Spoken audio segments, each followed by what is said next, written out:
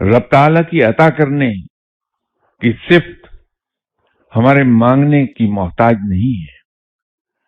वो इतनी बेपाया है, इस कदर वसी है कि कोई मांगे या न मांगे उससे वो अता करता रहता है। ये जो उसके सामने हाथ फैलाने की तलकीन है, ये उसके सामने सर झुकाने का हुक्म है, वो सिर्फ इसलिए है कि हम भटक न जाएं, हमें ये एहसास रहे कि रब वो है जो ऊपर बैठा है और हम उसके आजिज बंदे हैं।